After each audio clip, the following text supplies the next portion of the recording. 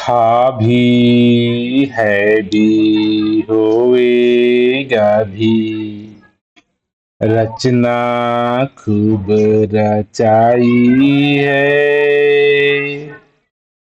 था भी है भी होएगा भी, रचना खूब रचाई है। था भी है भी होवेगा भी, रचना खूब रचाई है।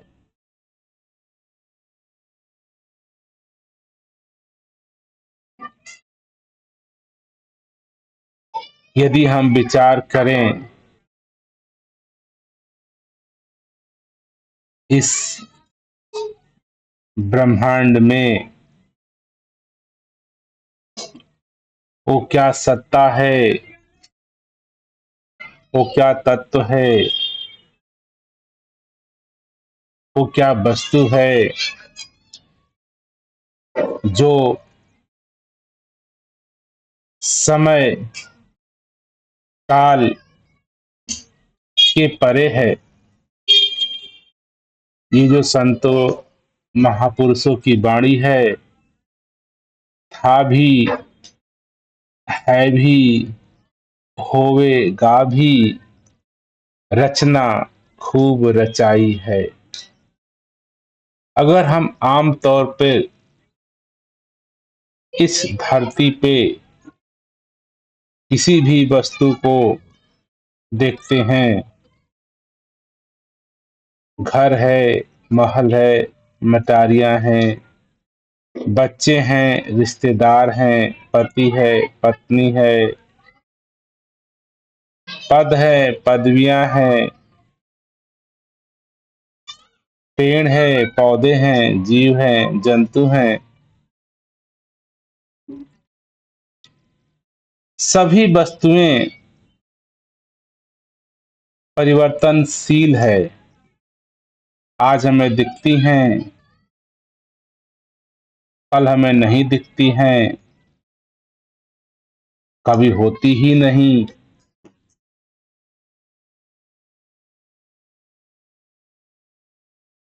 यहाँ पे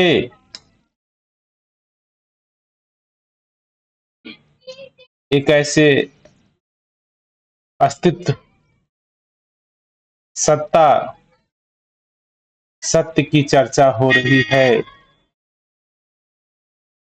जो कि था भी है भी होवेगा भी।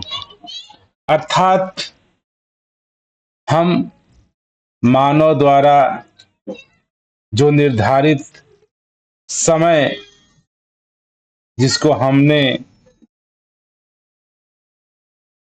वर्तमान,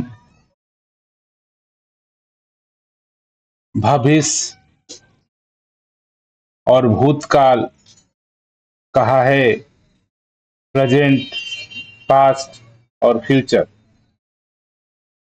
ये समय हम इंसानों ने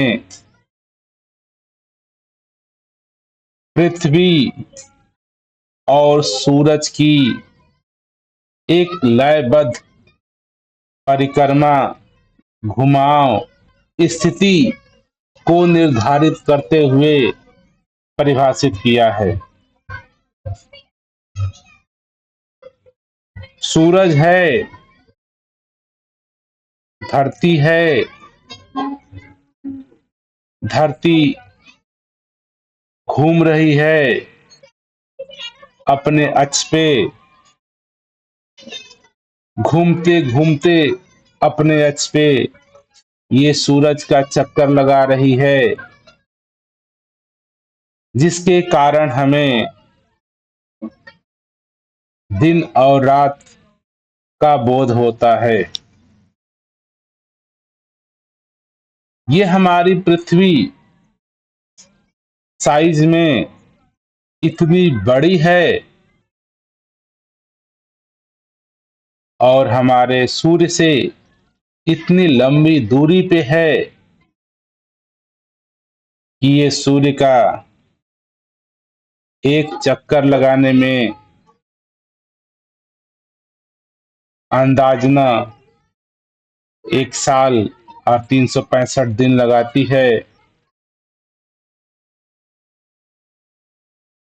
ये मूल्यांकन साल का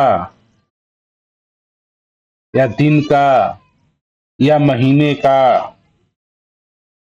हम इंसानों ने इस पृथ्वी के घूमने की प्रक्रिया को देखते हुए समझते हुए लगाया है। वैज्ञानिकों के अनुसार ये जो हमारी धरती है, जो अर्थ है, अपने अक्ष पे एक राउंड या एक चक्कर जो लगाती है वो 24 घंटे का होता है,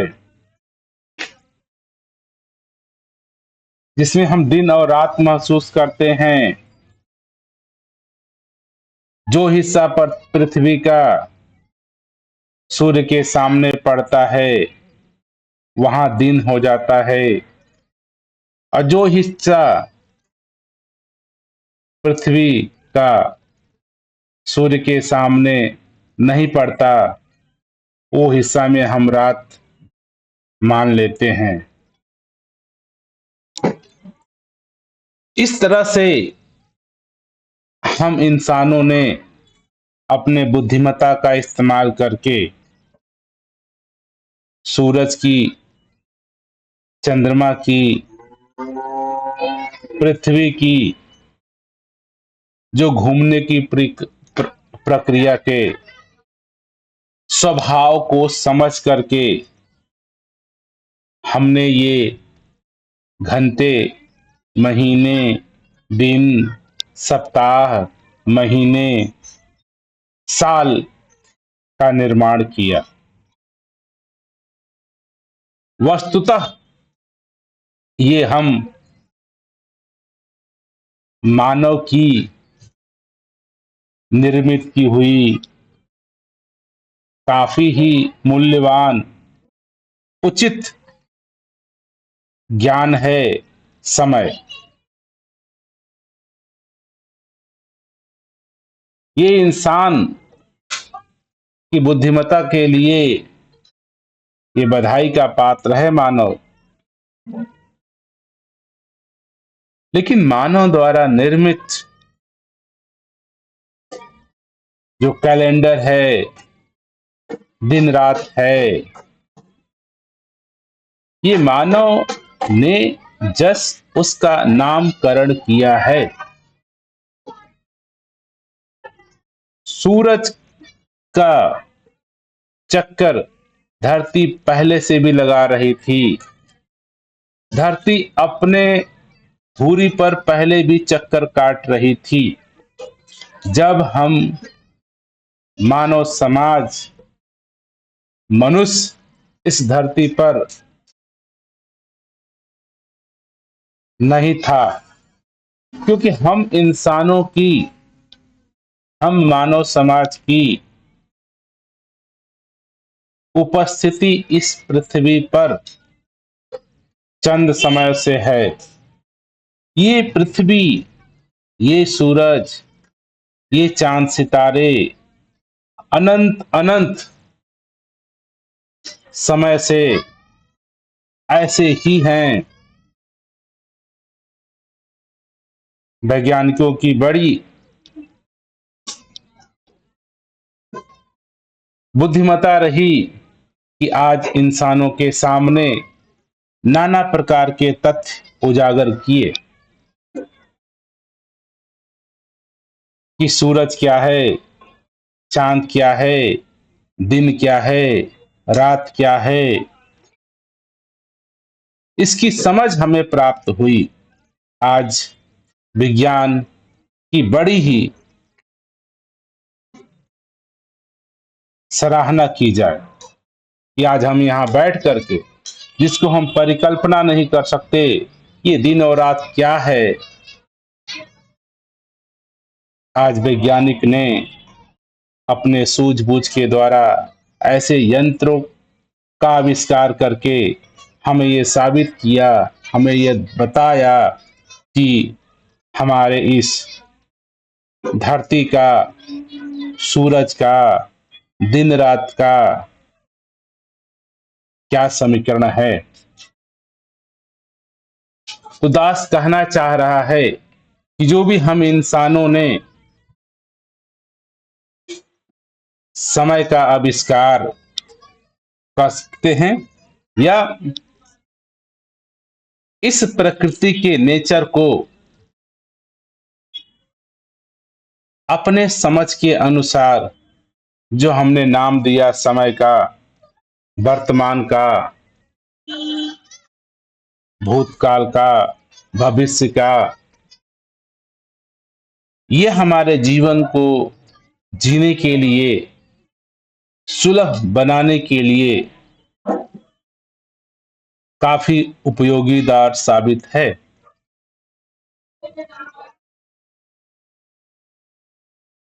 प्रश्न अब यहां खड़ा होता है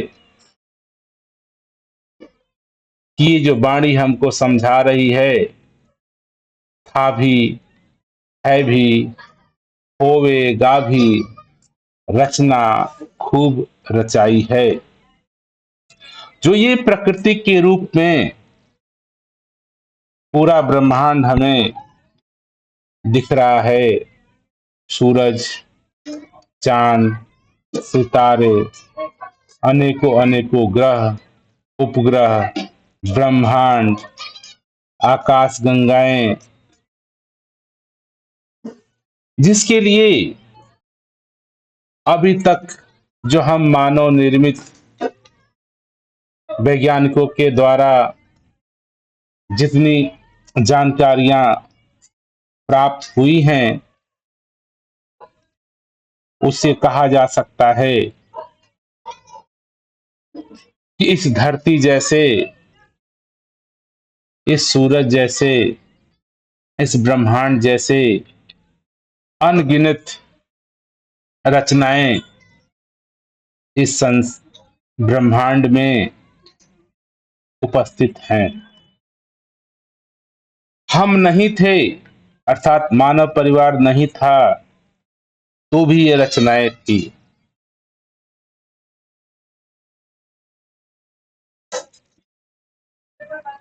वैज्ञानिकों का मानना है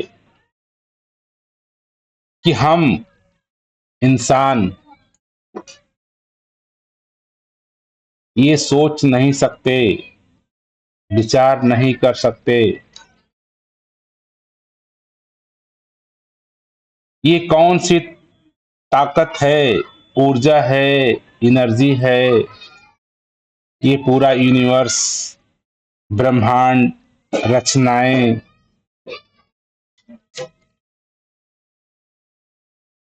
कब बनी, कैसे बनी, किसने बनाया, कौन बनाने वाला है। आमतौर पर हमारी ये धारणाएं हैं। मान लीजिए कि आप कहीं मरुस्थल में जा रहे हैं और आपको एक कोई भी पदार्थ मिल गया, मोबाइल मिल गया, टीवी मिल गया, लैपटॉप मिल गया, घड़ी मिल गया, पेन मिल गया, पेन मिल गया, तो उस पेन को पाते ही उस मरुस्थल पे आगे पीछे दाएं बाएं कोई भी नहीं है और आपको पेन प्राप्त होता है, तो सामान्यतः हम ये मान बैठते हैं ये पेन बनाया गया है और यहाँ कोई न कोई मनुष्य उपस्थित हुआ था जिसने ये पेन यहाँ छोड़ दिया, गिर गया। ये मान्यता मेरे अंदर आ जाती है कि ये पेन किसी न किसी हमारे इंसानों द्वारा बनाया गया, क्योंकि ये जो पेन है लैपटॉप है, मोबाइल है, घड़ी है, जो मानव निर्मित वस्तुएं हैं, इनसे इनको देख करके हम ऐसा अंदाजा लगाते हैं कि जैसे इंसानों ने, वैज्ञानिक ने, कंपनी ने, फैक्ट्री ने ये वस्तुएं बनाई हैं। इसी तरह से कोई एक ऊर्जा है, ताकत है, शक्ति है, जिसने इस ब्रह्मांड की, यूनिवर्स की, धरती की, पानी की, हवा की, गैसों की उत्पत्ति की है। सामान्यतः ऐसा माना जाता है वैज्ञानिकों के द्वारा कि ये किसी एक विशेष व्यक्ति द्वारा संभव नहीं है। अब यहाँ पे नाना प्रकार की धारणाएं आज हमारे मानव परिवार में प्रचलित है। अगर धार्मिक, जो धर्म के नाम पे धार्मिक पुस्तकें उपलब्ध हैं, जो धार्मिक विचारधाराएं उपलब्ध है, उनके अनुसार ऐसा मानना है कि ये संसार प्रभु परमात्मा ने बनाया है। अगर हम अब्राहिम रिलीजन की बात करें, यहूदी धर्म जिसमें आता है, इस्लाम धर्म जिसमें आता है, और जिसमें क्रिश्चियन धर्म आता है, इन तीनों धर्मों का इसी ऐसी मान्यता है। पुस्तक में ऐसा लिखा हुआ है कि संसार को प्रभु परमात्मा ने, परमेश्वर ने बनाया है। लेकिन इस धारणाओं को, मान्यताओं को जब तक हमारा विज्ञान, हमारे वैज्ञानिक के पास इतना ज्ञान नहीं था उपलब्ध, साधन नहीं थे उपलब्ध, तब तक हम मानव इसको मानते आ रहे हैं। लेकिन आज विज्ञान के द्वारा, साइंस के द्वारा ये सिद्ध हुआ है कि परमात्मा या प्रभु कोई एक विशेष व्यक्ति नहीं हो सकता, क्योंकि हम अगर परमात्मा को एक सुपर पावरफुल व्यक्ति, आदमी, जनरली हम इंसानों ने इस संसार के रचयिता को एक सुपर पावरफुल इंसान के रूप में दिखाते आ रहे हैं। चाहे वो हमारे वेद ग्रंथ रहे हों, चाहे वो हमारे चलचित्र रहे हों, विज्ञापन रहे हों, टीवी रहे हों, इनमें अक्सर प्रभु परमात्मा को इंसानों के रूप में दिखाया गया है। ये कहानियां बच्चों को सिखाने के लिए, समझाने के लिए उचित समझ में आती है। हम विचार करें ऐसा क्यों, तो आप पाएंगे हम इंसानों के ने अपने अनुसार, अपने आकार के अनुसार, अपने सोच के अनुसार, अपने समझ के अनुसार जो श्रेष्ठतम हो सकता है, बढ़िया से बढ़िया हो सकता है, वो एक इंसान का ही रूप हो सकता है। यही कारण है कि हमारे नाना प्रकार के ग्रंथों में जो परमात्मा का आजाकृति, भगवान जिसको कहते हैं, या मूर्ति पूजा के नाम पे इंसानों के शकल में परमात्मा को, परमेश्वर को, प्रभु को दर्शाया जाता है। लेकिन ये बातें अज्ञानता बस, बुद्धिहीनता बस बच्चों को समझाने युक्त तो सही लगती है कि इस पूरे ब्रह्मांड को, धरती, पृथ्वी, सूरज, चांद, हवा, जीव, आकाश को प्रभु ने बनाया है, परमेश्वर ने बनाया है। अब प्रश्न पूछता है बच्चा कि प्रभु क्या है, परमेश्वर क्या है, हमारे पास उत्तर नहीं होता। इसी प्रकार आज विज्ञान ने जब धार्मिक संस्थाओं के सामने ये सिद्ध किया, ये बताया कि न इस ब्रह्मांड के अंदर कोई ऐसी भौगोलिक स्वर्ग न नरक नाम की कोई ग्रह उपग्रह हैं।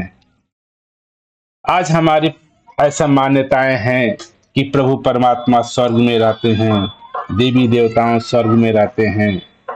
स्वर्ग और नरक का चक्र कहानियां, चाहे इस्लाम धर्म हो, यहूदी धर्म हो या क्रिश्चियंस हो, काफी प्रचलित है कि अच्छे कर्म करो, सेवा करो, स्वर्ग मिलेगा, स्वर्ग में जाओगे, जन्नत में जाओगे। लेकिन आज विज्ञान की बड़ी ही योगदान रहा आज हमारे समाज के ऊपर, जिसने आज प्रूफ किया, आज सिद्ध किया कि भौगोलिक रूप में, फिजिकली रूप में ऐसा कोई भी ग्रह नहीं, उपग्रह नहीं, नक्षत्र नहीं जहां स्वर्ग नाम की चीज है या नरक नाम की चीज है, या कोई जगह है, कोई स्थान है। जब तक इंसानों के पास समझ नहीं थी, बुद्धिमत्ता नहीं थी, तो ये कहानियां चलती आ रही हैं।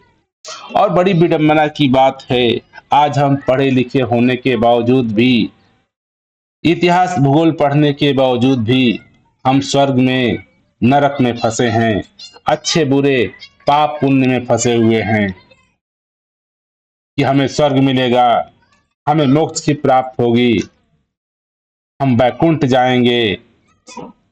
ये जितनी भी कहानियां रहीं, आज हमारे वैज्ञानिक दृष्टि से समझ में आता है कि ये हमारे उस समय पे जो भी मानव परिवार रहा, उनकी जो भी बुद्धिमत्ता रही, जो भी जरूरत रहा, उसके हिसाब से स्वर्ग नरक का कहानियां, जंजाल, डर, भय लोगों के सामने फैलाया गया। लेकिन हकीकत देखेंगे तो ऐसा कुछ भी नहीं है, सच्चाई बिल्कुल अलग है। ये वाणी जो कह रही है, था भी, है भी, होवेगा भी, रचना खूब रचाई है। तो इसको पढ़ करके भी हम, बहुत सारे लोग ऐसा समझ जाएंगे कि कोई एक ऐसी सुपर शक्ति, सुपर पावरफुल इंसान है, भगवान है, परमात्मा है, परमेश्वर है, कहीं है, स्वर्ग में है, जिसने ये पूरा संसार बनाया।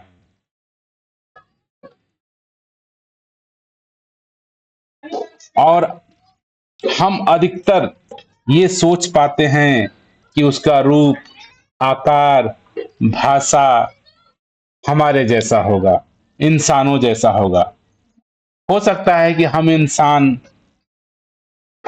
ऐसी कहानियां प्रचलित है कि इंसान इस ब्रह्मांड का, पूरे यूनिवर्स का सर्वोत्तम जीव है और परमात्मा ने इसको अपने जैसा बनाया है।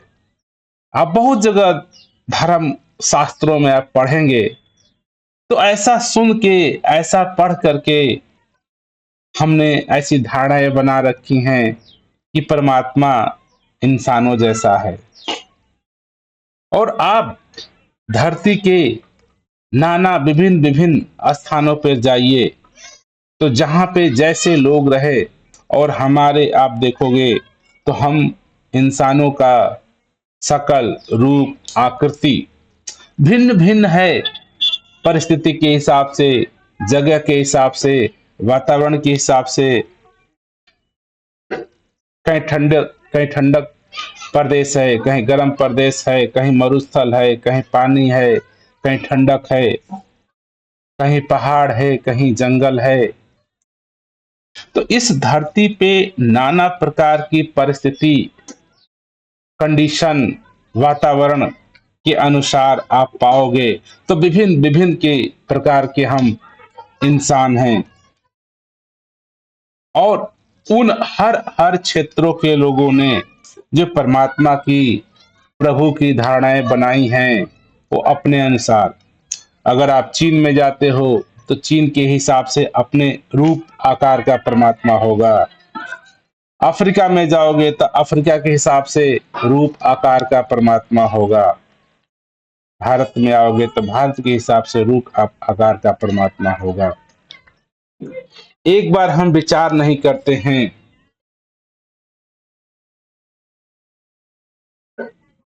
ये कहानियां तक तो ठीक है, समझाने तक ठीक है बच्चों को, लेकिन हम बच्चे तो नहीं हमेशा जीवन भर रहेंगे।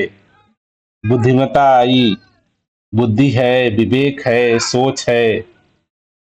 आदमी को सोचना चाहिए, विचार करना चाहिए। और यही परिस्थिति घटती है जब इसी जगत में,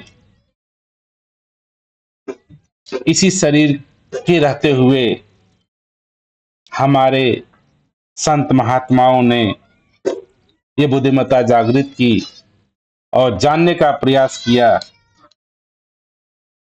क्यों, कौन सत्य है, कौन सत्ता है, कौन एनर्जी है जिसको सत्य कहा जाता है, परमात्मा कहा जाता है, एनर्जी कहा जाता है, क्या है।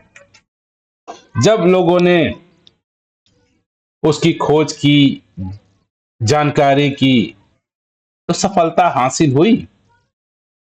आज नाना प्रकार के हमारे जगत में संत महात्मा बुद्धिजीवी पुरुष हुए, जिन्होंने इस पूरे ब्रह्मांड की कैसे उत्पत्ति हुई, कैसे रचना हुई, कौन रचना किया, ये रचना आज भी हो रही है, ये रचना आगे भी होती रहेगी। नाना प्रकार के जगत आज भी बन रहे हैं। आज भी मनुष्य के रूप में, हवाओं के रूप में, पेड़ पौधों के रूप में, जीव जंतुओं के रूप में ये रचनाएं हो रही हैं। तब भी होती थी, अब भी होती हैं, आगे भी होती रहेंगी। अर्थात जो रचना प्रकृति के रूप में रची जा रही है, ये लगातार रची जा रही हैं। ये नहीं कि पहले एक बार रचना रच गई तो उसके बाद रची नहीं जा रही है। ये ब्रह्मांड, सूरज चांद सितारे, धरती अग्नि जल हवा जीव आकाश, पेड़ पौधे जीव जंतु, एक बार परमात्मा ने रच दिए, अब उसका काम खत्म। ऐसी हमारी मान्यताएं हैं। लेकिन आप देखेंगे हर रोज, हर पल, हर क्षण ये रचनाएं रची जा रही हैं। फूल खिल रहे हैं, सुगंध आ रहे हैं, पेड़ पौधे लहलहा रहे हैं, जीवंत मनुष्य पैदा हो रहा है। ये क्या साबित करता है? ये प्रकृति हमेशा रचना में ही है, रचना कर रही है, रचना करती रहेगी। तो कहने के लिए तो ये प्रकृति शब्द को इस्तेमाल करें या परमात्मा कहें या भगवान कहें, वो ताकत, ये शक्ति, ये प्रभु ऐसा है जो लगातार रचना रच रहा है। अगर एक फूल को रचा जा रहा है तो रचनहार फूल के साथ होगा, फूल के पास ही होगा।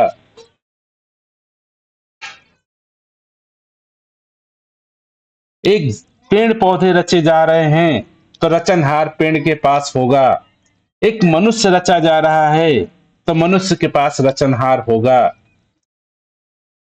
तो ये ऐसी कौन सी सत्ता है, ऐसी कौन सी एनर्जी है जो हर रचना के साथ है, तभी तो रची जा रही है, जिसकी वजह से रचना रची जा रही है। अब यहां पे बात करते ही हम इंसान इस रचनहार को, रचना को एक इंसान का रूप दे देते हैं। सुपर पावरफुल मानव का रूप दे देते हैं। यहीं पे भ्रांतियां गलत हो जाती। जब परमात्मा, जब सत्य इंसान को रच रहा है तो इंसान का रूप हमने दे दिया। यही परमात्मा, यही सत्य जब पेड़ पौधों को रच रहा है तो उसके लिए परमात्मा कैसा होगा? पेड़ पौधों जैसा हो। बंदर के लिए परमात्मा कैसा होगा? बंदर जैसा होगा। शेर के लिए परमात्मा कैसा होगा? शेर जैसा होगा। अर्थात जो भी जीवित प्राणी है, अगर वो सोचे कि उसकी रचना करने वाला रचनहार, तो वो अपने से ही श्रेष्ठ के बारे में सोच सकता है। बंदर श्रेष्ठतम बंदर के बारे में सोच सकता है। इंसान श्रेष्ठतम इंसान के बारे में सोच सकता है। पेड़ श्रेष्ठतम पेड़ के बारे में सोच सकता है। प्रकृति श्रेष्ठतम प्रकृति के बारे में सोच सकता है। तो दास का कहने का भाव यह है कि जो रचना हुई है, हो रही है, होती चली आ रही है, इतने अनंत रचनाएं हैं, तो सभी को रचने वाला भी अनंत है। रचनहार कोई एक विशिष्ट व्यक्ति नहीं है। जब हम इस सत्य को, इस सच्चाई को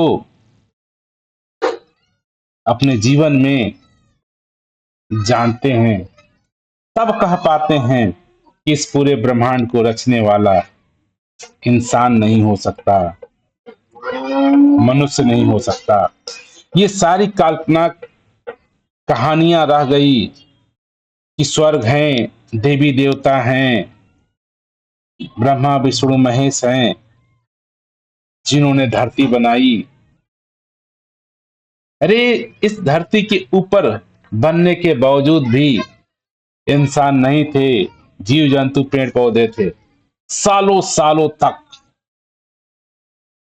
अगर जीव के रूप में हम परमात्मा ब्रह्मा विष्णु महेश को लें तो कहां पैदा हुए, कौन से शरीर से बने? ये हमें समझाने के लिए, काल्पनिक कहानियों के रूप में इंसान को समझाने के लिए, बच्चों को समझाने के लिए बनाई गई। हम आज इससे ऊपर नहीं उठ रहे हैं। हम विचार नहीं कर रहे हैं, हम सोच नहीं रहे हैं कि जगत की सच्चाई क्या है, सत्य क्या है और झूठ क्या है। बिना समझे, बिना जाने जो भी मानते हैं, जो भी सोचते हैं, उसको संत महात्माओं ने झूठा कहा है। और जिसको हम जान जाते हैं, समझ जाते हैं, उसको सत्य कहा है।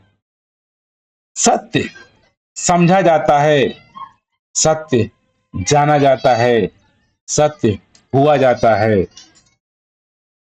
और बड़ी अच्छी बात है, ये जो सत्य परमात्मा है, प्रभु है, रचनहार है, ये हर सभी के साथ है, हर जगह है। तभी तो मुझे रच रहा है पल पल, आपको रच रहा है पल पल, श्वासों के रूप में, खून के रूप में, धड़कन के रूप में, शरीर के रोम रोम के रूप में। ये परमात्मा, ये सत्य केवल मनुष्य के रूप तक सीमित नहीं है।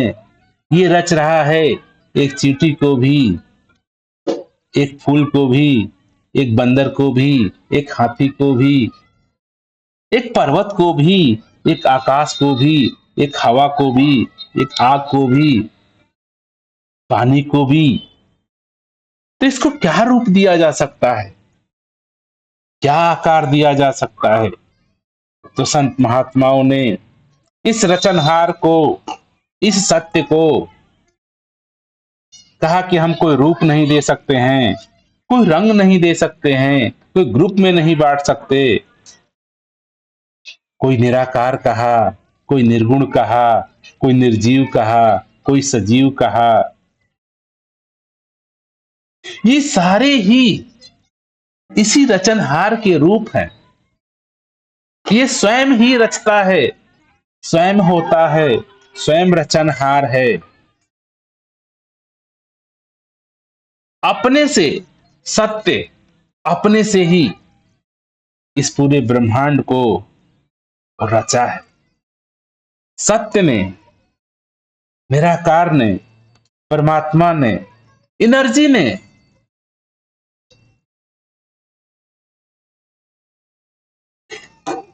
यही जैसे शब्द आता है कि जो रचना है किसी ने रचा है।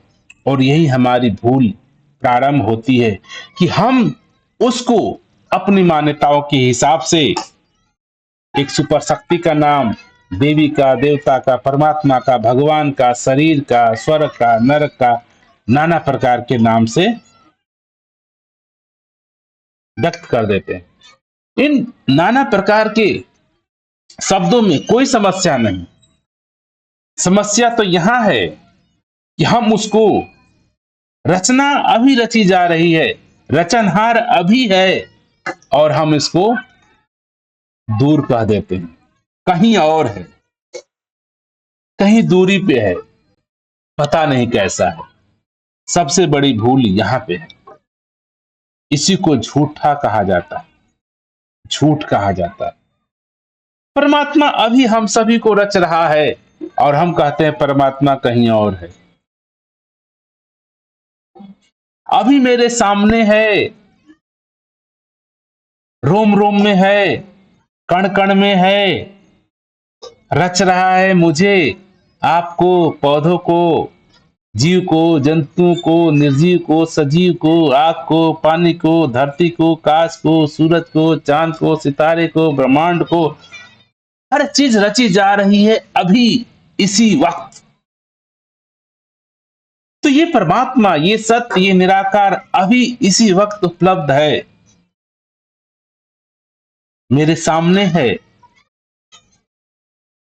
मेरे अंदर है, मेरे बाहर है, हर जगह है। तो संत महात्माओं ने इसको समझाने के लिए आसान तरीके बताए कि ठीक है, ये अनंत ब्रह्मांड है, ये हर जगह परमात्मा सत्य निराकार उपलब्ध है। शायद तू इतनी अनंत जगहों पे विशाल रूप को, विराट रूप को शायद तू देख ना पाए, शायद तू जान ना पाए। तू छोड़ इन बातों को, छोड़ परमात्मा को, छोड़ रचनहार को, छोड़ कर्ता को, छोड़ किसने बनाया जगत, है कि नहीं, प्रभु है कि नहीं, परमात्मा है कि नहीं। छोड़ इन सारी बात, तू सोच, तू तो है, तुझे भी रचने वाला ये सत्य निराकार है। तू है कि नहीं, तू अपने को जान, तू स्वतः को जान, तू स्वतः को समझ।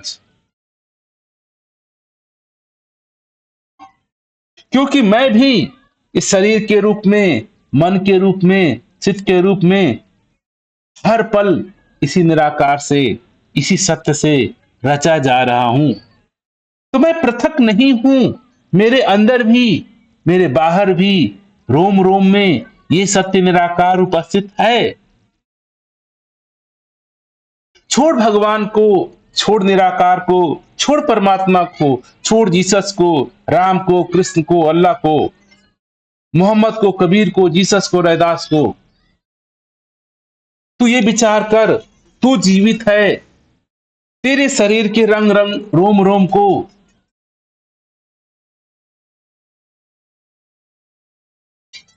तू चला रहा है। तू है कि नहीं, तेरा रूप है कि नहीं, तू कुछ है कि नहीं।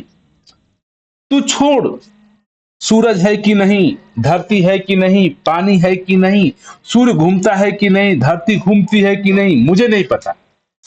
तो इतना तो तुझे पता है कि तू है,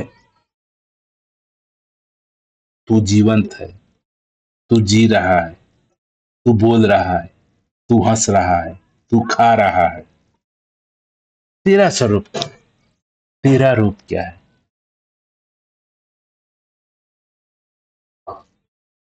वास्तविक स्वरूप क्या है मेरा।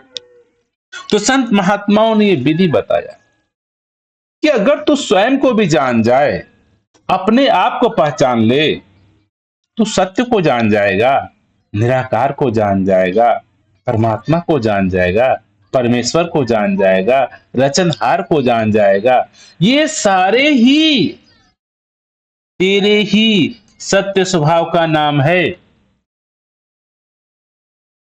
तुझसे रचनहार अलग नहीं है, तुझसे परमात्मा अलग नहीं है, तू स्वयं ही निराकार परमात्मा है। तेरा ही नाम सारे नाम है। अहम ब्रह्मासि तत्वमसि, मैं ही ब्रह्म हूं, तू वह ही है, अद्वैत, तेरे अलावा कुछ भी नहीं। समय समय पर ये जो सत्य निराकार है, इसको बोध करने वाले संत महात्माओं ने आसान आसान तरीके, सलीके हम इंसानों को दिए। बुद्ध ने साफ साफ कह दिया।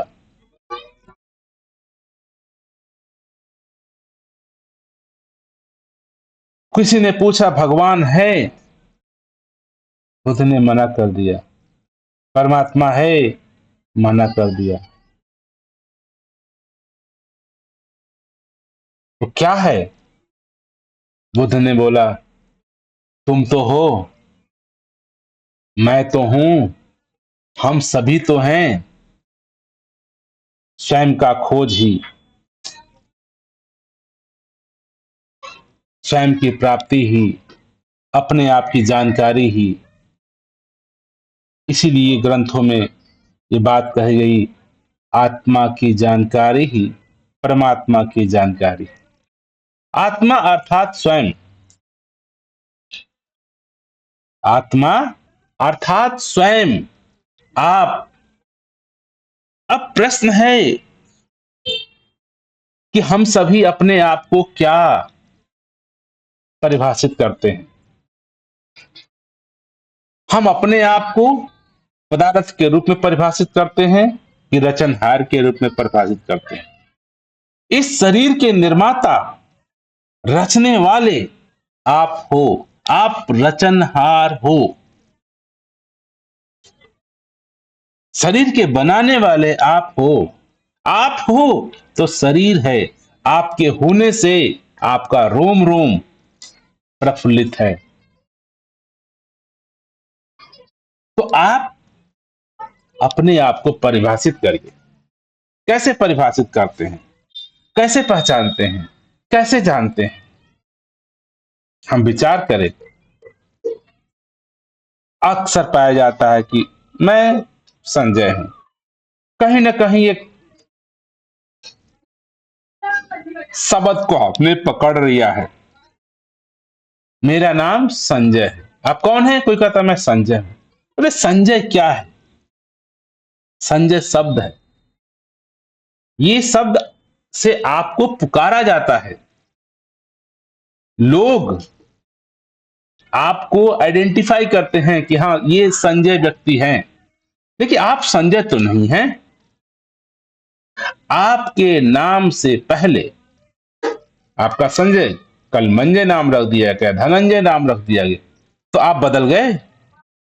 आपका नाम आज संजय थे, कल मनोज कर दिया गया, तो क्या आप बदल गए कि शब्द बदल गया? जिस शब्द से आपको बुलाया जा रहा था, जिस शब्द से आपको पुकारा जा रहा था, तो क्या वाकई में आप संजय हैं, शब्द हैं, या क्या है? इस प्रश्न के लिए कि मैं कौन हूं, ऋषियों मुनियों ने नेति नेति का सूत्र दिया। संत महात्माओं ने कहा, सर्वप्रथम ये बड़ी संयोग की बात होती है कि बिरले बिरले इंसानों के हिस्से ये प्रश्न खड़ा होता है। कि मैं कौन हूं। ये प्रश्न सुनने से नहीं खड़ा होता, ये प्रश्न पढ़ने से नहीं खड़ा होता। आपके जीवन में ये प्रश्न सुनने से, पढ़ने से कभी भी नहीं आ सकता। ये बात विरोधाभास लगेगी कि मैं सुन तो रहा हूं कि ये प्रश्न है मैं कौन हूं। आपने सुना, किताबों में लिखा हुआ है, वेद ग्रंथों में लिखा हुआ है, मैं कौन हूं।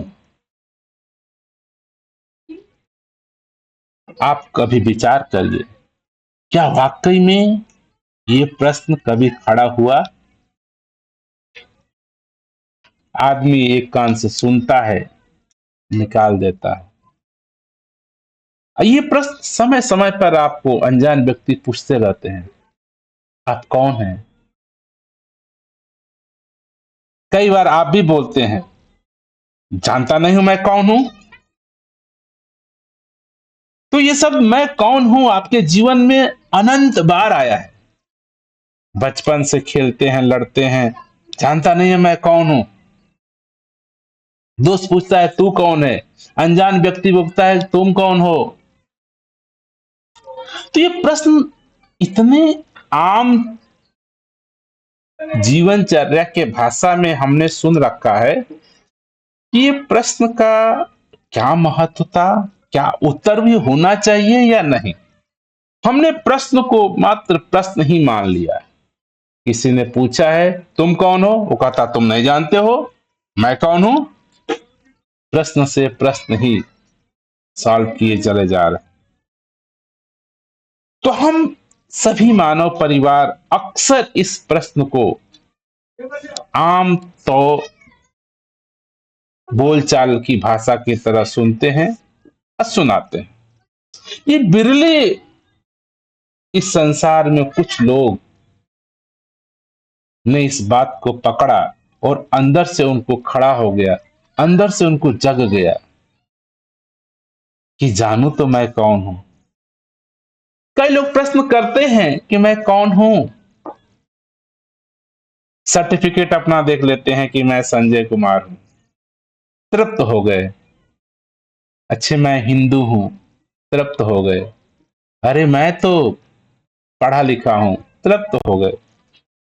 मैं नौकरी वाला हूं, तृप्त हो गए। मैं इंजीनियर हूं, मैं डॉक्टर हूं, मैं सरकारी नौकरी वाला हूं, मैं मंत्री हूं, मैं प्रशासन हूं, मैं आईएएस हूं, पीसीएस हूं, मैं मंत्री हूं, प्रधानमंत्री हूं। हम मानव अधिकतर इस उत्तर से सेटिस्फाइड हो जाते हैं। मैं धनवान हूं, मैं पति हूं, मैं पत्नी हूं, मैं बच्ची हूं, मैं लड़का हूं। पूछते हैं आप कौन है, मैं लड़का हूं।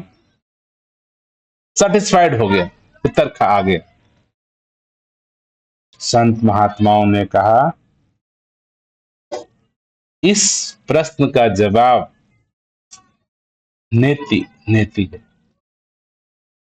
अब विचार करिए क्या है मीनिंग। उपनिषदों में ऋषियों मुनियों ने इसको कहा कि नेति नेति इसका जवाब। हम कभी विचार नहीं किए, हम तो उत्तर पाने में रहते हैं। आप कौन हैं, मैं इंजीनियर हूं, खत्म। आप कौन हैं, मैं धनवान हूं, मैं ताकतवर हूं, बस खत्म। आपके जीवन में मैं कौन हूं प्रश्न कभी खड़ा ही नहीं हुआ। ये कहीं बिरले बिरले के जीवन में जीसस हुए, मोहम्मद हुए, मंसूर हुआ, सुकरात हुए, कबीर हुए, रैदास हुए, गुरु नानक हुए, कभी कभी बिरले लोगों के हिस्से में खड़ा हुआ। और जिस दिन ये प्रश्न आपके अंदर से पूछा जाएगा, उसी दिन आप इसको प्राप्त कर जाते हैं। उसी दिन ही आप इस सत्य निराकार को जान जाते हैं और अपने स्वरूप को देखते हैं। इस पूरे ब्रह्मांड के रचनहार को जान जाते हैं, अपने सत्य स्वभाव के साथ बोध हो जाता है, अनुभूति हो जाता है। बुद्ध को हुआ, कबीर को हुआ, रैदास को हुआ, हमें कब होगा? और यही कारण है कि मेरे जीवन में असंतुष्टि है, दुख है, परेशानियां है, कि मुझे पता ही नहीं कि मैं कौन हूं, मेरा रूप क्या है, मेरा स्वरूप क्या है, मेरा स्वभाव क्या है, मेरा मैं हूं कहाँ।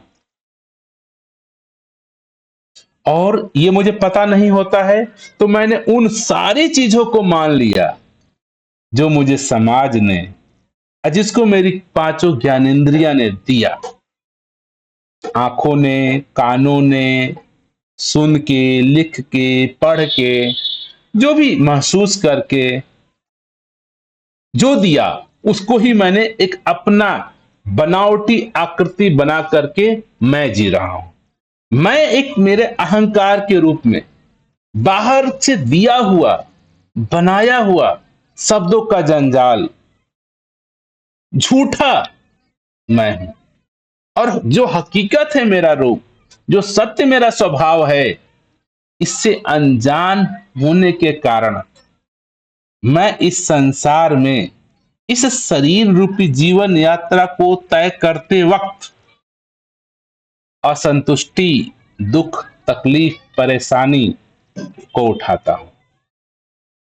और इसी दुख, तकलीफ, परेशानी को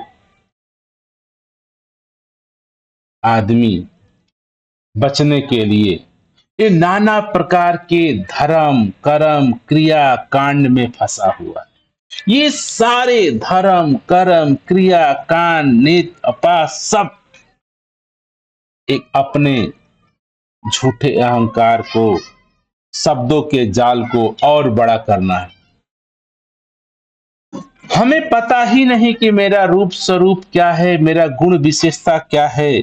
और मैं अपने को न जान करके इन नाना प्रकार के शब्दों रूपी, अहंकार रूपी, मान्यताओं रूपी, रूढ़िवादी कर्म कांड, रीति रिवाज में बांधता चला जाता हूं। और जब मैं बंध गया हूं, इतना बंध गया हूं कि सांस नहीं ली जा रही है। जीवन कैसे सहज हो सकता है? जीवन सहज नहीं, बोझ तले दबा हुआ है। और इसी बोझ की वजह से जीवन सहज नहीं बन पा रहा। संतों का जीवन सहज होता है। सहज, सहज, सहज। और जीवन सहज ही जीने का नाम है। सहज अवस्था प्राप्त करनी है। जिसने भी अपने आत्मबोध को किया, स्वयं के बोध को जाना, बुद्ध ने जाना, जीवन सहज हो गया। जीसस ने, कबीर ने, रैदास ने जाना, जीवन सहज हो गया। दातार कृपा करें कि ये प्रश्न मेरे जीवन का जो है, मैं कौन हूं, कभी खड़ा हो जाए, कभी जग जाए। और इसका उत्तर नहीं मुझे चाहिए, इसका उत्तर आपको नहीं प्राप्त करना है, इसका उत्तर आपको नहीं मिलता है। लेकिन हमने इस समाज से ऐसा सीख रखा है, प्रश्न है तो उत्तर भी होगा। ये एक ऐसा प्रश्न है जिसपे कोई भी उत्तर नहीं बैठेगा। और ये प्रश्न ही जाकर के आपका उत्तर बनता है। और ये प्रश्न ही सत्य है। आप कहिए कि मैं क्या हूं, मैं कौन हूं? आपको ध्यान आता है कि मेरा नाम प्रवीण है, मैं प्रवीण हूं। आप सोचिए कि प्रवीण नाम नहीं था तो भी आप थे। अब प्रश्न करिए आप कौन हैं? आप कहेंगे कि मैं इंजीनियर हूं। आप पढ़े लिखे नहीं थे तो भी आप थे। नेति, नेति अर्थात इंकार करिए। जो भी उत्तर आपके मन, चित्त, बुद्धि के द्वारा दिया जाएगा वो आप नहीं है। मैं बलवान हूं, ये बुद्धि को पता था ना। मैं बुद्धिमान हूं, किसी ने कहा था, आपको लगा और अपने दिमाग में स्टोर कर रखे हो। जब आपके पास मन चित्त बुद्धि नहीं था तो भी आप थे। अब बताइए। तो इसका जवाब जो है नेति नेति दिया गया है वेद ग्रंथों में। अर्थात मैं कौन हूं, मेरा वास्तविक स्वरूप क्या है, इसका जवाब कोई भी उत्तर आपका नहीं है। क्योंकि जनरली हम उत्तर अपने मन चित्त बुद्धि से देते हैं, और आप अपने मन चित्त बुद्धि, आपका मन का विकास नहीं था, बुद्धि का विकास नहीं था, चित्त का विकास नहीं था, तो भी आप थे। कौन थे आप, क्या है आपका रूप, और जो आप थे वो हैं और वो रहेंगे। जो आपका सत्य स्वभाव है, जो रचनहार है, आपका सत्य स्वभाव, ये सत्य निराकार रचनहार है। आप इस शरीर की रचना करने वाले हो, रचने वाले हो। आपसे ही शरीर रचा है और आप रचनहार हो। मन को, मस्तिष्क को, बुद्धि को रचने वाले आप हो। तो जब आप नेति नेति मन चित्त बुद्धि द्वारा प्राप्त कोई भी उत्तर आप नहीं हो सकते हैं। मन चित्त बुद्धि, और संतों ने आगे कहा, आपके पांचों ज्ञानेंद्रियां, आंख, कान, नाक, मुंह, त्वचा, जीभ, इनसे भी जो उत्तर आते हैं वो भी आप नहीं। ये हमारी ज्ञानेंद्रियाएं, फाइव ऑर्गन सेंस, बाहर की इंफॉर्मेशन लाती हैं। आंख बाहर की इंफॉर्मेशन लाती है, कान बाहर से सुनता है, त्वचा बाहर को गर्म सर्द महसूस करता है, जीभ बाहर की स्वाद लेती है। ये ज्ञानेंद्रियां बाहर की इंफॉर्मेशन देती हैं। आप तो पहले ही थे, आप इंफॉर्मेशन लेने वाले हो। तो आपका स्वरूप शब्दातीत है, शब्दों में नहीं बांध सकते। इसीलिए रचनहार को निराकार, निर्गुण कहा गया है। आपका स्वरूप निर्गुण है, निराकार है, शांत है, शून्य है, अनंत है। आप सब कुछ, जितने भी शब्द हैं धर्म के नाम पे, धार्मिकता पे नाम पे, आपके ही सत्य का नाम, आपके ही सत्य का रूप है। और अब विचार करो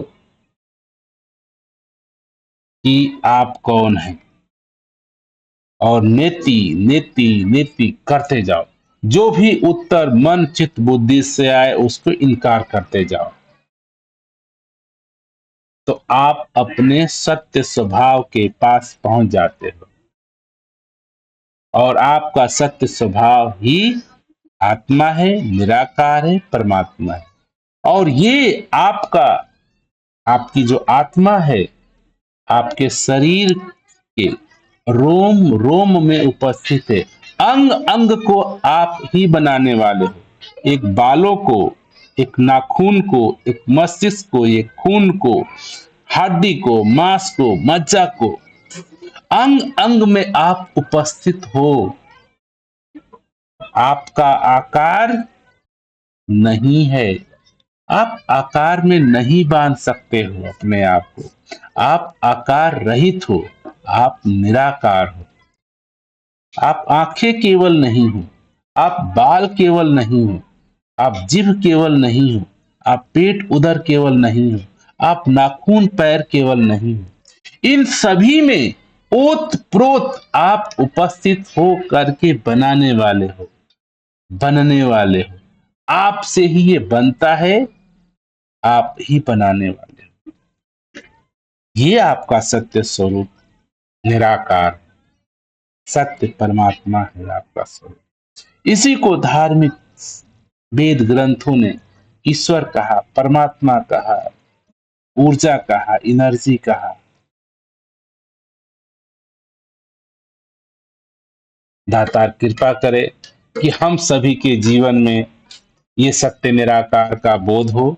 जो मेरा सत्य स्वभाव है, हम अपने सत्य को, अपने स्वरूप को, अपने स्वभाव को समझें, जानें।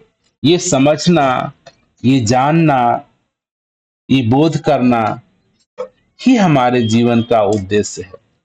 अगर मैं अपने जीवन में अपने वास्तविक स्वरूप स्वभाव को पहचान जाता हूं, जान जाता हूं, बोध हो जाता है, उसके बाद जीवन सहज हो जाता है।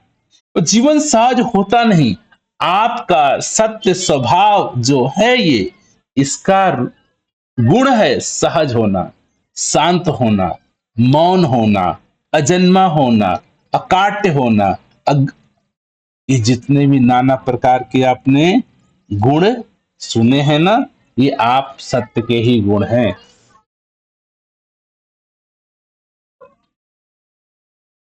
आप शून्य, सहज, अनंत हो।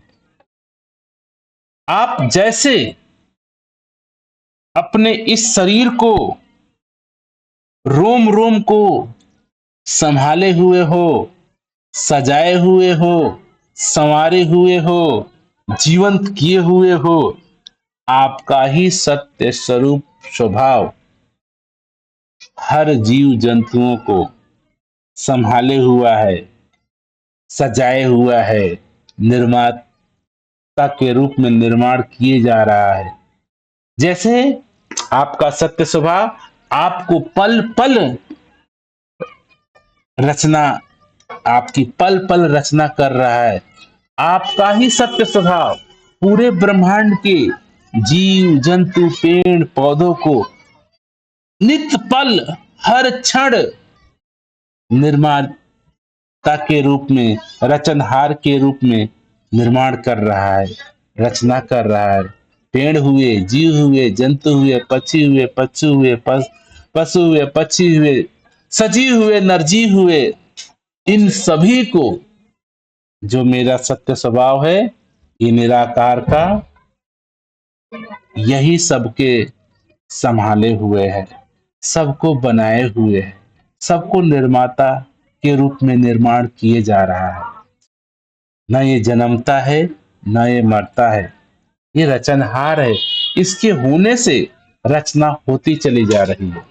आप कई बार गौर किए होंगे, आप अपने आप को सोचिए, जब इस शरीर के रूप में आपको ध्यान है, जब से आपने होश संभाला है, तब से आप वैसे ही हैं। आपके सत्य स्वभाव में कोई बदलाव नहीं हुआ। हाँ, आप जो सत्य, आपका जो स्वभाव है, जिससे आप अपने शरीर के निर्माता हो, जो शरीर बना रहे हो। आप छोटे थे तो आपका शरीर छोटा था, आप बड़े हुए, बड़े शरीर बनाए, बड़े हुए आप शरीर बनाए, आपका शरीर बढ़ता रहे। आप शरीर के बनाने वाले हो। आपके होने से शरीर बड़ा होता जा रहा है, बड़ा होता जा रहा है। 1 साल का शरीर, 5 साल का शरीर, 10 साल का, 20 साल का, 50 साल का। आप सत्य के होने से आप विचार करोगे तो आप न बढ़ते हो, न घटते हो। आप जैसे हो सत्य के रूप में, वैसे ही हो। आपके उपस्थिति होने से मात्र से शरीर का रचना होती चली जा रही है, बढ़ता जा रहा है। तो आपका शरीर, नाना प्रकार के आपके शरीर हैं। आप किस शरीर को, इसलिए संत महात्मा कहते हैं कि आप केवल शरीर नहीं है, आप इस शरीर के रोम रोम में बनने का कारण, आपके होने से, आपका सत्य के होने से ये शरीर निर्मित होता चला जा रहा है। आप निर्माता हो शरीर के, और शरीर के अंग अंग में आप उपस्थित होते हो, आप रोम रोम में रहते हो, उपस्थित हो। और आपका एक रूप नहीं है, आपका अनंत रूप है। आंखों के रूप में, नाकों के रूप में, आप बालों के रूप में, हाथ के रूप में, शरीर के रूप में, आप हर रूपों में आप ही होते हो। बचपन के भी रूप में, जवानी के भी रूप में, 10 साल के रूप में, 20 साल के, 30 साल के, हर रूपों में आप ही होते हो। तो आपका ऐसा एक रूप है, आपका एक ऐसा सत्य स्वभाव है जो अपरिवर्तनीय है। आप सत्य सनातन हो। आपका रूप में कोई परिवर्तन नहीं होता। आपके होने से, आपके होने से मात्र से ये शरीर निर्मित होता चला जाता है। दातार कृपा करे कि जो मेरा ये सत्य सनातन अपरिवर्तनीय जो मेरा सत्य स्वभाव है, जिसको जीव आत्मा कहिए, परमात्मा कहिए, निराकार कहिए, जो भी कहिए, जो आपका सत्य स्वभाव है, जो आपके बचपन से लेकर के अब तक के जीवन में शरीर के अलग अलग परिस्थिति में आप एक ही रहे हो। आप में कोई परिवर्तन नहीं हुआ, आप में कोई बदलाव नहीं हुआ। आप जैसे बचपन में थे वैसे ही आज भी हो। हाँ, आपका शरीर बदलता गया। आप केवल शरीर नहीं थे, आप शरीर के अंदर भ्रमण करने वाले थे। बचपन में बचपन को आनंद किए, 5 साल में 5 साल को आनंद किए, 10 साल में 10 साल को आनंद लिए, 20 में 20 का आनंद ले रहे हो, 30 में 30 का, 40 में 40 का, 50 में 50 का। शरीर के हर परिस्थिति परिवर्तन में आप होते हो और उसका आनंद लेते हो, जीवन जीते हो। तो ये हम सभी का जो स्वरूप है, स्वभाव है, अपरिवर्तनीय है। आप परिवर्तन के साथ परिवर्तन नहीं होते हो। तो अब विचार करो कि मेरा स्वरूप कैसा है। आपका स्वरूप अपरिवर्तनीय है, उसमें कोई परिवर्तन नहीं होता। इसलिए परमात्मा को अपरिवर्तन कहा जाता है, इस निराकार को अपरिवर्तन कहा जाता है, और आप भी अपरिवर्तनीय हैं।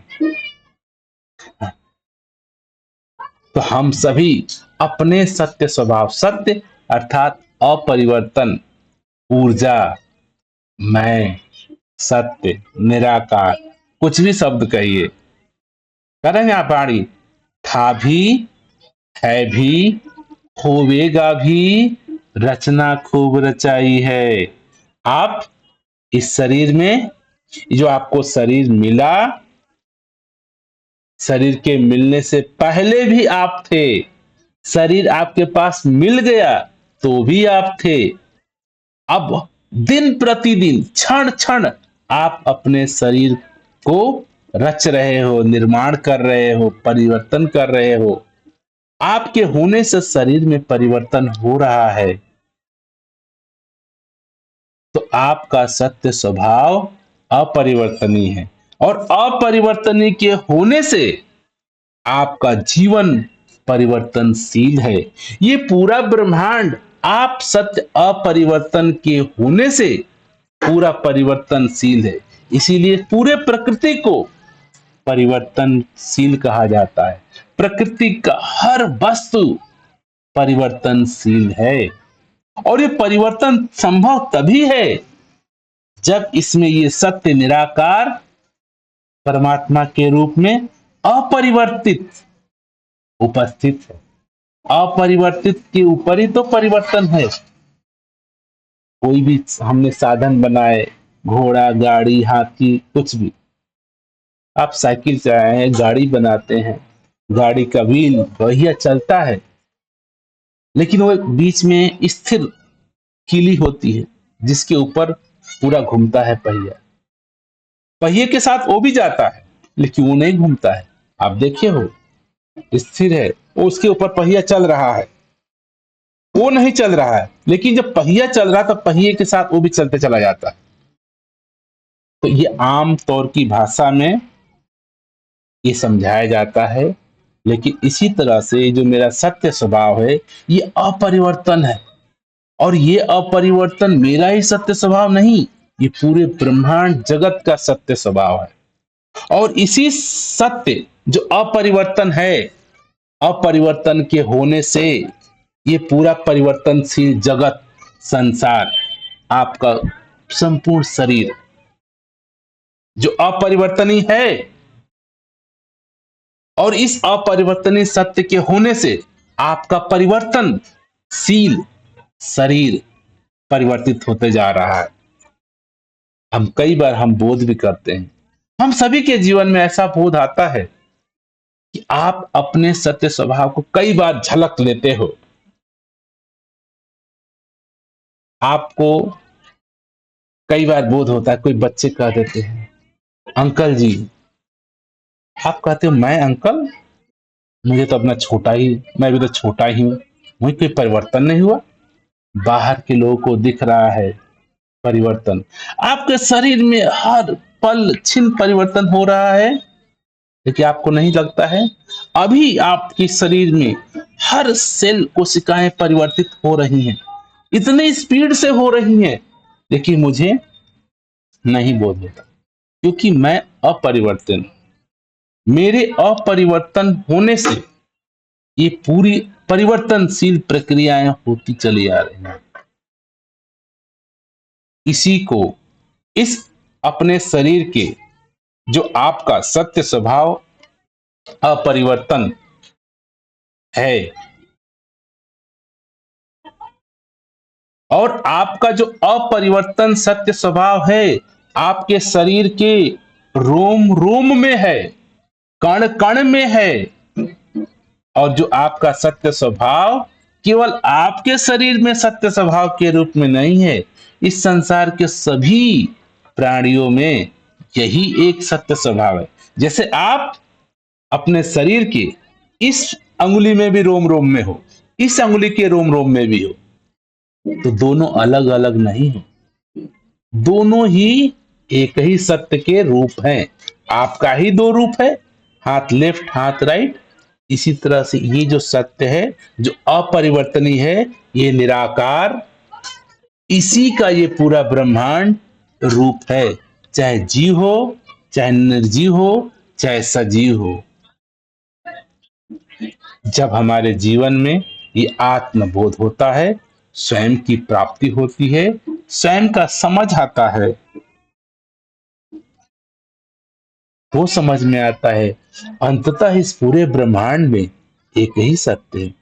दास कई बार उदाहरण के रूप में समझाता है, सागर में, समुद्र में नाना प्रकार की लहरें आ रही हैं, हवा चल रही है, सूरज निकला हुआ है, कोई लहर चमक रही है, नाना प्रकार की किरणों से चमक रही है, कोई छोटी है कोई बड़ी है। हमको देखने में कोई छोटा बुलबुला, कोई बड़ा बुलबुला, कोई बड़ी लहरें, कोई छोटी बूंदें, अलग अलग नाना प्रकार के भिन्न भिन्न दिखते हैं, लेकिन उन सारे बुलबुलों का, लहरों का जो स्रोत है, अंततः गहरे से देखोगे तो सब पानी, सब जल से ही जुड़ा है, जल ही है, जल के ही सारे रूप हैं, चाहे चमकता हुआ, चाहे बुलबुला के रूप में, बड़ा बुलबुला, छोटा बुलबुला, बड़ी लहरें, छोटी लहरें, एक मर रही है, एक पैदा हो रही है, मरते वक्त भी यही है, पैदा होते वक्त भी यही है। इसी प्रकार से जो मेरा सत्य स्वभाव है, इसी सत्य स्वभाव के पूरा ब्रह्मांड रूप है, उसी का एक रूप मैं हूं। मैं अलग नहीं, मैं इस सत्य निराकार परमात्मा से अलग नहीं, परमात्मा का ही एक रूप मेरा है, परमात्मा का ही एक रूप आपका है। इसी निराकार के ये सारे रूप हैं। निराकार अर्थात आपका सत्य स्वभाव जो अपरिवर्तनीय है, अजन्मा है, हमेशा था भी, है भी, होवेगा भी। आप इस शरीर में हैं भी, और ये शरीर नहीं था तो भी आप हैं, और शरीर आगे रहेगा तो भी आप रहोगे। जैसे आप इस शरीर में हो, उसी तरह से इस पूरे ब्रह्मांड में आप थे। आप अर्थात सत्य, सत्य अर्थात अपरिवर्तनीय चेतना, अपरिवर्तनीय ताकत, अपरिवर्तनीय ऊर्जा।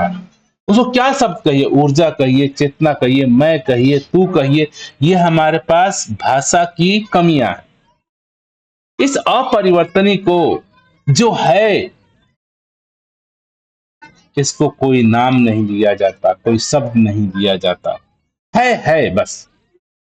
इस कई बार इसीलिए परमात्मा को अस्तित्व कहा जाता है, एग्जिस्टेंस कहा जाता है ऐसा ही है। इसी के होने से पूरा ब्रह्मांड परिवर्तनशील है। तो इस पूरे ब्रह्मांड में जो परिवर्तनशील है, इसी में सत्य जो आपका स्वभाव निराकार है, जो अपरिवर्तनीय, हमेशा से हर जगह एक जैसा, एक रूप में हमेशा उपलब्ध है। और इसी को परमात्मा कहिए, सत्य कहिए, आत्मा कहिए, कुछ भी कह लीजिए। और हम सभी के जीवन का यही ध्येय है कि जो जीवन यात्रा इस संसार में हमें शरीर रूप में प्राप्त हुई है, मैं इसको सहज सत्य की बोध प्राप्त करके जी पाऊं। जैसे मुझे सत्य का बोध होता है, मैं अपरिवर्तनीय और सारे ही मेरे रूप हो जाते हैं। जैसे ही मेरा ही ये सत्य का रूप बचपन का था, मेरा ही सत्य का रूप 5 साल का है, मेरा ही 10 साल का, 20 साल का, 30 साल का, बुजुर्ग का मेरा ही स्वभाव होगा ना, आपका ही सत्य का स्वभाव होगा ना, बुजुर्ग वाला, 50 साल वाला, बचपन वाला। तो आपके अनंत रूप हैं। आपके हर दिन का अगर हम फोटोग्राफ आपके सामने रख दें, तो आप क्या कहेंगे? मेरा रूप अनंत है। लाखों लाखों आपके रूप हैं। जैसे एक शरीर के, इसी तरह से पूरे जगत का नाना प्रकार का रूप आप ही सत्य का है, चाहे वो सजीव के रूप में, निर्जीव के रूप में। तो दातार कृपा करें कि हम सभी को इस वाणी के माध्यम से ये समझ आए, ये जागृति आए कि जो ये वाणी समझा रही है, था भी, है भी, होवेगा भी, रचना खूब रचाई है। इसको दो भावार्थों में हमने समझा। एक, था भी, है भी, होवेगा भी। इसको सत्य निराकार परमात्मा कहिए, जो था भी, है भी, होवेगा भी। इसी निराकार की उपस्थिति से ये पूरा जगत जो परिवर्तनशील है, जो हमेशा निरंतर परिवर्तन हो रहा है, इसी सत्य निराकार के होने से ये पूरा रचना रची जा रही है। ये हमेशा होता है, हमेशा ये सत्य निराकार रचना रचते जा रहा है। तो ये करने वाला नहीं है, इसके उपस्थिति से होने से ये रचनाएं होती हैं। ये निराकार कुछ करता नहीं, शांत है, मौन है, लेकिन इसके होने मात्र से ये प्राकृतिक परिवर्तनशील है। शायद हम ये पूरे ब्रह्मांड को, परमात्मा को, निराकार को नहीं समझ पा रहे हैं। तो इसी ब्रह्मांड में आप स्वयं हैं। आपका वही रूप है, सत्य स्वभाव। आप देखिए अपने बचपन के रूप को, जवानी के रूप को, अभी के रूप को, बुढ़ापे के रूप को। आपका अनंत शरीर में परिवर्तन होते चला जा रहा है। और ये तभी संभव है कि जब आप सत्य उपस्थित हो। तो इसमें एक शरीर में ऐसा भी आप हो जो अपरिवर्तनीय हो, जो जैसे जन्मे थे वैसे थे, जन्म से पहले भी थे, इस शरीर में है तो भी आप रहेंगे, और ये शरीर नहीं रहेगा तो भी आप रहेंगे। ऐसे सत्य का बोध, ऐसे सत्य की जानकारी, इसको कहते हैं आत्मबोध, आत्मज्ञान। बुद्ध, अब बुद्ध ने बुद्धत्व को प्राप्त किया। हम सभी की जिम्मेदारी है, हम अपने आत्म को प्राप्त करें, बुद्ध को प्राप्त हो, आत्मज्ञान करें, स्वयं की लगता करें। स्वयं की लगता, सत्य की लगता, निराकार की लगता, परमात्मा की लगता। दातार कृपा करे ये संयोग हम सभी के जीवन में आए कि हम सभी अपने सत्य स्वभाव को जानें, परखें, देखें, जिए और इसी की हो करके ये जो संसार की जीवन यात्रा मिली है इसको सहज सुगमता से जीवन जीते चले जाएं।